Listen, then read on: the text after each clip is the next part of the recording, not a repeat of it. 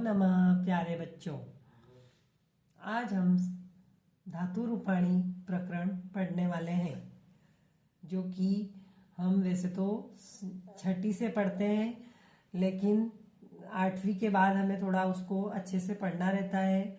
उसके अंदर क्या होता है कि किताब के जो गद्यांश पद्यांश आते हैं उसमें भी पूछा जाता है।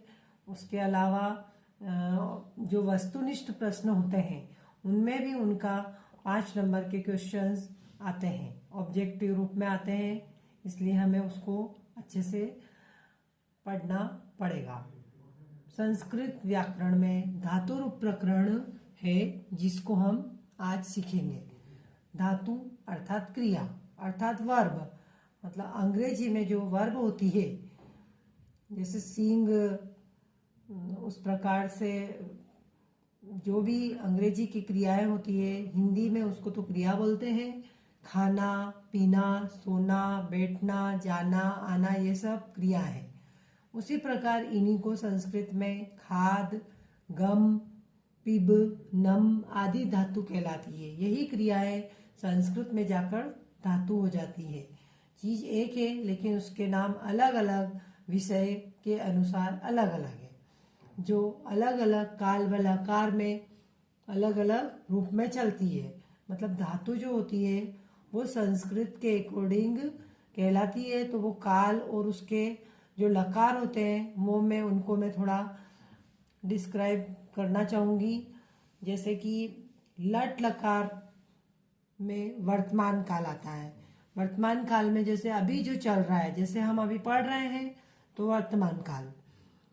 ऋट लकार में भविष्यत काल, ये जो कि कल होगा, यानी कि जैसे हमने समझा कि कल मैं खाना खाऊंगा या खाऊंगी, तो वो क्या हो जाएगा, ऋट लकार। इसी प्रकार लंग लकार यानी भूतकाल, जो कि कल हो चुका है, कल शनिवार था, मतलब भूतकाल। और दो और होते हैं जो भी हमें समझना रहता है।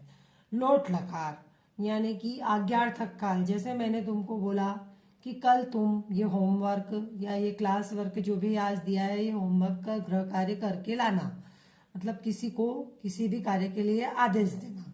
और विधिलिंग लकार यानी चाहिए के अर्थ में, जैसे मुझे खाना चाहिए, मुझे पीना चाहिए, मुझे सोना चाहिए, उठना चाहिए, जो भी चाहिए, हमें यह काम करना चाहिए, तो यहाँ विधिलिंग लकार का प्रयोग होता है। इस प्रकार ये 5 लकार हमारे 6ठी से 10वीं तक में आते हैं, और इन्हें हमें ध्यान में रखना बहुत जरूरी है।